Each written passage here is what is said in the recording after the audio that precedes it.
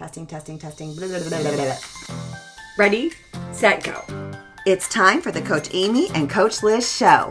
A podcast for endurance athletes by two athletes, two coaches, and a physical therapist. We are your hosts, Coach Amy And Coach Liz. coming to you from Kansas City. Okay, so today's topic is iron. We'll talk about iron today. But I wanted to ask you, what are your goals for this year when it comes to training? You know, my main goal is to build back up my running after my broken foot. I'd like to get back up to some good volume. Yeah. Are you going to do any races?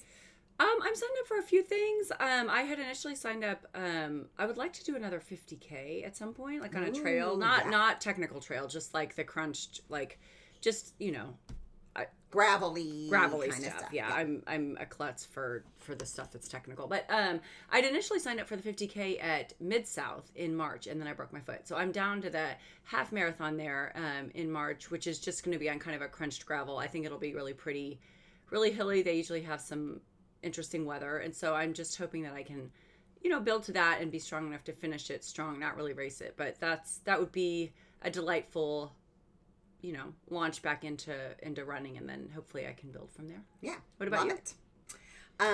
I am going to stick with my consistency. I built that up at the end of, in 2024. So I want to stick with that, the consistency with running. Yeah. And continuing to build strength. So that was the other thing I added last year was, lifting with some heavier weights. Mm-hmm. So, I don't have any race goals yet still, but I do want to in considering like an aging body. Yeah, that's what I am going for, like longevity and strength and all like the healthy part, and just being super healthy, continuing with my protein. Mm-hmm. And all of that stuff. So stuff that I figured out in 2024, I want to continue with, and with the consistency with that. And yeah, we'll see if I'll break out and do any sort of race. I can sign up last minute for some of that stuff. Oh, sure. If I'm feeling good. So I would like to pull off a half marathon this year, but again, I'm not signing up for anything yet. It's going to be like, I'm strong and I feel good and I'm going to do it safely. Let's do it, kind of thing. So that's what's going on over here. Perfect. All right, let's talk about iron. So first of all, why is iron important? Most of endurance athletes know that it helps with delivery of oxygen. It's critical for delivery of oxygen to the muscles. Most people know that. It's important for muscle function, energy production, and cognitive function, like your brain working. So it's got a lot of things it's responsible for. But the impact on endurance athletes when we have an iron deficiency, there's a list. So I'm going to go over that. Yeah. Well, I feel like I don't know. I feel like people know that iron helps deliver oxygen to muscles, but explain that a little bit more. Like because when you have your blood drawn and they test different like sort of things to let you know how your body is, how much iron your body has, how your body's storing iron and that kind of stuff. And so the delivery, it helps like carry in your bloodstream. The iron is part of what helps carry oxygen to the working muscles. Correct. Just to make that clear to people. Yeah, correct. And so, and we'll get into like what should be tested and when and all that. But and without getting too technical about things carrying things over here. But yes, it is important. Yes, exactly what you just said. And I have a personal experience with iron deficiency, and it just is across the board. My whole life I've been iron deficient, and nobody knows why. They've done a gazillion tests. Why does she have this? My grandmother died of a very rare disease called aplastic anemia, where she actually did not produce any at all, and that caused her to need blood transfusions in the 80s in San Francisco. So she actually died of HIV. Oh but my gosh. Horrible, right? Because they just didn't know then. And so so if there's I don't have her condition. Yeah. Okay, but it's just low iron all the time. And I've learned over the years what to do for that. But I didn't realize or even think about, which is very strange because you would think I would realize this, its impact on my sport. because it was just kind of like always there, and I just dealt with it, and I did my sport, and it was just like whatever compensations I had to do it, I did it. Yeah. But I learned a little bit more in this research too. So it's interesting, but the impacts, and it has to do with the impacts on endurance athletes. So when you are iron deficient, and we'll go over like why some people would be iron deficient besides having like a disease process, right? We'll go over that. But just to preview for you guys, the kind of the sort of the symptoms of iron deficiency and what it causes an endurance athlete is decreased energy, decreased work capacity, so your ability to swim, bike, run, suppressed training adaptation, so meaning all the training and work you're doing, you don't adapt as well to all that training. It impacts recovery, the ability to recover. And if you've listened to any of our podcasts, what do we talk about here? Fatigue is a symptom, and it's kind of that chronic sort of fatigue, and an increased susceptibility to infection. So all of those things can be caused by that iron deficiency. Now, other things can cause those symptoms as well. So just because you're feeling these things, doesn't mean, oh, I've got an iron deficiency, but it's something to think about and question. And we'll talk about that a little bit here. Now, how likely is it that an endurance athlete will have an iron deficiency? The percentage rates, 15 to 35% of females have iron deficiency as an endurance athlete, and 3 to 11% of males. Now, there's a huge gender gap in research, so the percentages could actually be higher. There's a gender gap. So female athlete, endurance athlete research is limited, and we need more. So that's just, I'm throwing out some figures there, but it's not, hard and true. So let's talk about why endurance athletes might be susceptible to a decrease in iron. Because again, we're not talking about a disease process of low iron. We're talking about why that sport might cause that in you. There's an increase in oxygen demand. So we need, the red blood cells working. We need them carrying that oxygen. We're demanding more as endurance athletes. So if we don't have enough, we need more. We also lose iron in sweat, up to 70% more than a sedentary person. So you're not just losing the salt in the sweat, you're also losing iron, which I did not know. So that's interesting.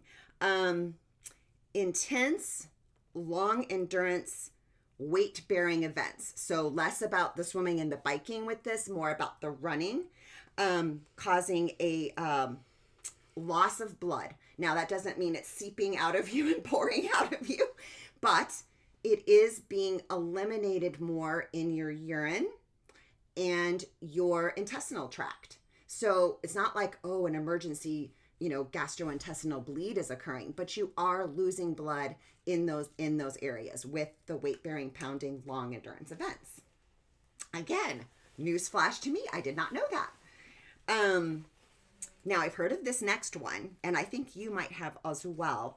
I'm going to say the actual word because I think it's fun to say. It's foot strike hemolysis, meaning your red blood cells are damaged with the impact of the foot hitting the ground. So we have some blood loss there. Now, you're not seeping and losing and needing a blood transfusion, okay? So I don't want people freaking out like, but when you add up all the different ways that you're, losing some blood and needing more with the sport, you can see how some people might be susceptible to having decreased iron. The other thing is, and again, this was new to me, exercise-induced inflammation, which we've talked about, which is normal. We are straining our bodies on purpose with training, right? And so that process creates some inflammation, normal inflammation, but that also decreases our ability to absorb iron. So the parameter in the research that I read was that it decreases the ability your body's ability to absorb iron for 3 to 6 hours after exercise. Okay, so that will come, that's an important number or important piece of information when you are, talking about getting iron from nutrition. So we'll get back to that in a minute. But you can see here how there's several different ways that an endurance athlete might be susceptible to some decreased iron. Okay, so what are the other factors? Because here I think is where it gets really interesting.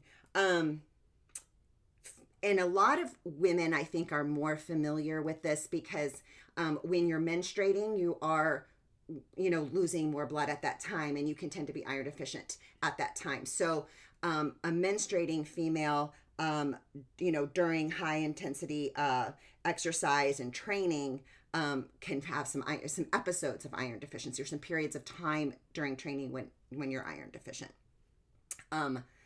What I didn't realize is that altitude is a huge factor. So, and you kind of know that, like, there's the training effects, you go there on purpose to train.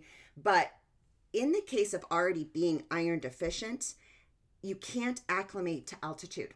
It's impossible. And this was a news flash to me, because I thought, well, all my difficulties at altitude may have little to do with what doctors were telling me was the cause, and it actually had to do the fact that I'm anemic.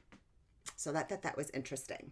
So another impact is restricted food intake. So we have some people who are energy deficient, and I'm not talking about the syndrome one yet, but we will get to that. But this is just not getting enough, because you're failing to properly give yourself energy during some of these training. I'm guilty of it. It's like, especially during my half Ironman training, I was like, I couldn't eat enough, to support the training. So that was also going to impact and lead to more iron deficiency. So then the other factor that I want to mention here, and I'm a little iffy about it because, again, there wasn't just a ton in the research to help explain this to me, but menopause. So many of our athletes, Liz, we're training some people that are definitely in peri or menopause states. It gets tricky here because low estrogen can lead to increased levels of iron. It's like it has something to do with less absorption, but increased levels of iron in the blood, and the potential for iron toxicity if you're not careful. So if you're like trying to supplement with iron, maybe you used to take iron because you needed to take iron, or so if you are experiencing perimenopause or menopause, we're going to talk about having blood draws and things, but definitely talk to your doctor about where you are in that phase of your life and how that might be impacting your training and how that might be impacting your iron. Okay. So, maybe that streamlines us right into monitoring iron levels and how we do that. First of all, I want to say that this is something to talk to your doctor about. And some doctors aren't really on top of the research or really understand endurance sport and how that's impacting it. And they might be looking at just numbers for just regular sedentary individuals or regular just active individuals, but not endurance athletes. So I think it's good to find out if your doctor is, aware of that. And if they're not, if they're willing to learn more for you, and if not, then finding a doctor who is, more aware of that. There's also some certified sports nutritionists who are really on top of that and are able to order the appropriate blood work and help with that. But it's suggested that, we all have annual screenings and blood tests for your iron levels. It should just be a part of a panel that you're doing as an athlete. If you are a female with a past history of anemia, it's suggested that you check it 2 times per year to see kind of where you are. And then for those of us in high training intensity volume situations, we're doing, 2 Ironmans a year or 2 half Ironmans, or just lots of races, lots of training. We've talked about the appropriate recovery times and everything, but you're pretty much consistently, aside from those recovery periods, you're consistently training. Then it is recommended that you check it quarterly. And I'll give you a link to the research articles that I've read that in the show notes that have provided this information. The other times to consider, there's several other considerations where you should check quarterly for your iron levels. And that's if you are somebody who has irregular periods or amenorrhea, which is no period. And that's not due to menopause, that's due to training. So younger, not having a period or irregular periods, check quarterly for iron levels.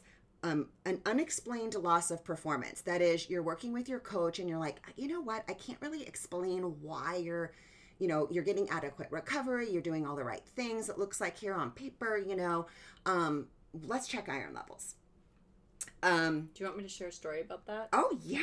Chime in. I mean, I've definitely had athletes like that had talked about, a lot of fatigue and all of like some of the symptoms that you had mentioned before. And I've had low iron before, and then I supplemented and it came back up. But maybe like, I don't know, it was probably a year and a half ago. I run at I know my heart rate's like the back of my hand, and I know what my paces are for my heart rates, and I can feel it, and I'm dialed into that. And all of a sudden, like my pace dropped a minute per mile slower yeah, for the same heart rate, and it just wasn't going away. And it was just like I didn't and finally I was like, maybe I should check my iron, and sure enough, that's what it was. Yeah, interesting. So another thing to be careful of is we have there's just a lot of vegetarians and vegans that are endurance athletes, and they do quite well. But it is recommended, because it is so much more difficult to get sources of iron, especially that what's called hemi-iron, which comes from meat sources. It can be very challenging, and so it is recommended to check quarterly, especially I think if you're symptomatic. If you're doing it late and you're doing great and going along, okay, fine. But if you are having some challenges with it, that's recommended to check your iron levels quarterly. And then also a history of relative energy deficiency syndrome. That's that REDS. We've talked about it on and off on our podcasts in the past. But if you've been diagnosed with that, that is every quarterly, absolutely checking. Okay, so what should be checked? It's like, well, hopefully your doctor knows what should be checked, but they don't all know. Well, and they don't always. Sometimes you have to ask, because you can get like a regular panel, right? Yes, and it doesn't include all of the things that you kind of need to know if iron deficiency is affecting you or not. Like, it can look normal, and if they dive into the numbers a bit more, it can. Yeah, if they dive into the numbers and if they take the right tests at the right time. So that's what I'm going to tell you next. This is what was recommended from this study. Serum ferritin, and we're going to put this in the show notes because it's like, well, how do you spell that, right? So we'll put this in the show notes so you guys can look back and see what these look like. Hemoglobin, transferrin saturation, don't even make me go into it. Yeah. And CRP, which is an inflammatory marker. And it's like, well, don't just take CRP, don't just take hemoglobin. It's looking at all of the numbers and making sense of them, and what's going on there. So again, I'll include a table in the show notes, because it also includes the ranges of where those should fall as an endurance athlete, which is really important, not just the tests themselves. Well, and I do feel like the ranges are different for endurance athletes. It is. And yeah, people also have their own baseline. So, it's I feel like there are data points that you put in the context of yourself and talk to your doctor about them. Yes. And this is, again, too, if you're having difficulty, a certified sports nutritionist is so helpful. Like, that's beyond my expertise here. I can tell you, here's what a problem could be for you. The solution, you need to talk to somebody. And they're actually really good at ordering the tests and looking at those numbers, too. So your doctor takes them and just, hey, they're great. You can take it to a certified sports nutritionist and talk to them about, hey, what do you think about these numbers and me as an athlete and what I'm doing. And here's some interesting tidbits here, because when you're testing, you want it to be a bit standardized here. And so to standardize, you want to have the blood tests taken in the morning. Our iron levels and ability to absorb, all that is kind of different through the day. So in the morning, 12 to 24 hours after rest from exercise. You don't want to have just, ran 10 miles that morning and then go in for your blood work. Not when you're sick or injured, because the CRP, the inflammatory markers, are going to change, and that's going to manipulate the data and how to read that data. And then also not during menstruation, because that's going to also affect your iron levels. Of course, they're going to be lower then, and you want more of a number that's kind of indicative of overall how you're doing during this quarter or year or twice yearly. Is that a fasted test? I'm trying to remember. I've had it tested, and I feel like I normally fast, but I don't know if you need to. I don't know that this one is fasted, but it might not hurt to do that. But it didn't say anything about, needing to fast for that. Okay. That's usually like the glucose levels and stuff. There are some tests that need to be and you could also ask your doctor and your sports nutritionist too, whoever is ordering those for you. Okay, so what should we be taking in as iron? Should we be taking iron supplements? The answer is probably not. Iron can be toxic. And so taking too much iron is not good. It can cause it can cause a slew of things. So you don't want to be supplementing with iron unless you have low levels and a doctor has determined that you need those supplements, how much to be taking for how long. So let's just talk about where we can get iron from nutrition, maybe how much we should be taking in, daily.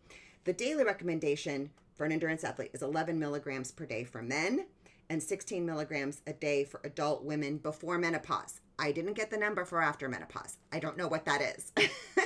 Let us know if you find out what that is. I'm going to be talking to Dr. Carrie Grounds about that at my next appointment or my next run with her. So maybe we'll have a little update in our next podcast on that one. But the best way for us to get in most minerals and all the things that our body needs is through nutrition. So, the recommendation here is to have foods and meals that are rich in iron, and to take that in greater than 30 minutes after exercise. Because if you remember earlier, we have a decreased absorption of iron for 3 to 6 hours after exercise. So waiting and not trying to take that in or being reliant on a meal shortly after exercise. And I guess in the AM, in the morning is what it's suggesting. I'm going to have difficulty with that. Are you? What do you do? Well, no, but I feel like coffee interrupts the absorption of... It does. So and it's not the only thing. Yeah. Yeah. And so for me, it's like, well, guess what? I'm not going to take it in the morning. I'm going to, for my supplements that I have to take. I take it at night. Yeah. I'm going to go against that because I'm not giving up my coffee, and it's going to interfere. So that's a choice there.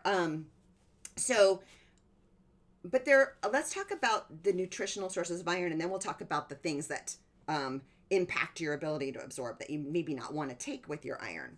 So animal sources of iron, most of us are familiar with that. Those sources are better absorbed than from plants.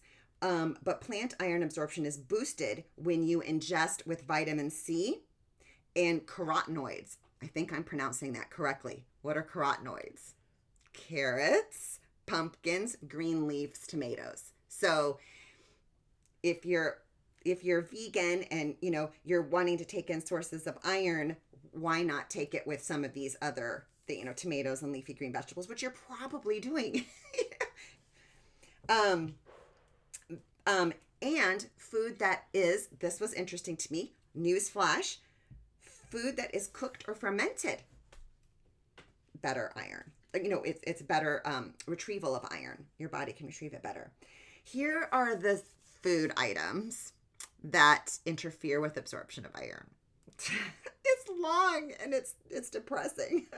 Dairy, chocolate, coffee, as you mentioned, herbal teas and wine, and whole grains and nuts. That was surprising to me. Whole grains and nuts. Now, it doesn't mean that you can't have whole grains with your iron meal. Of course, we are all, as endurance athletes, in needs of carbohydrates. So we're not going to cut that out. We need it. But if we can have that with tomatoes, if we can have that with green leaf. So we're going to have to compensate a little bit for having that. So it's not don't eat it, do eat it. Just be mindful that, you need to have a better way to absorb that iron if you're eating that with your iron. Okay. That's a lot of information. I think I covered everything on my little list. In what I've just laid out here, do questions come to mind? Can you think of what our athletes might be out there scratching their head like, what the heck? No? Yeah? I mean, not really. Yeah, I feel like this is sort of a good place to start. Yeah. So you guys, I guess the recap here or the take-home message here is that iron deficiency with endurance athletes is a thing, and to be aware of it and monitor it for yourself. And know that it can impact your performance. Thanks so much for listening. And remember, we are in this together. Until next time.